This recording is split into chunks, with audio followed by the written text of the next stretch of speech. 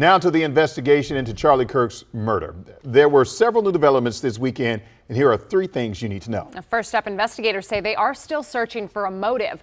Authorities say Kirk's alleged assassin, 22-year-old Tyler Robinson, is not answering questions.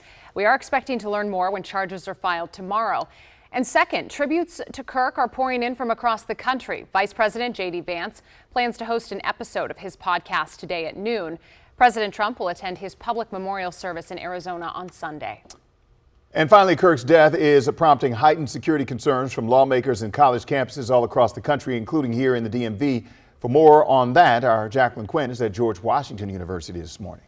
GW is stepping up its security here at its Mount Vernon campus. So you may see increased security patrols. The school is going to be working with local and federal agencies to boost security. Now, there is no immediate threat at this time. The university confirms, though, that some members of its community began receiving harassing messages in response to media coverage about an assistant director's post on social media about Charlie Kirk's death.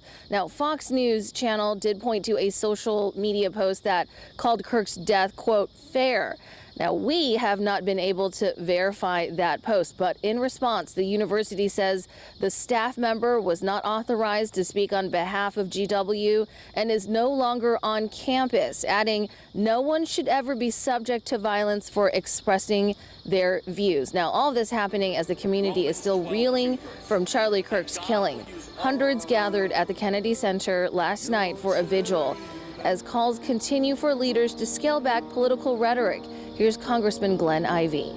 I think 2 big pieces, toning down the rhetoric, the vilifying and that's going on in some of the statements that people are making. I think we need to shut that down, but I don't know that that will be enough. And a big piece that I think we have to address that, frankly, the Trump administration isn't saying much about. We've got a lot of high-powered weapons on the street, and people with mental health issues are getting their hands on these guns. We've got to find a way to stop that. And GW officials stress that there is no active threat and the school is enhancing security to make sure that everyone is safe in Northwest DC. I'm Jacqueline Quinn, WUSA 9.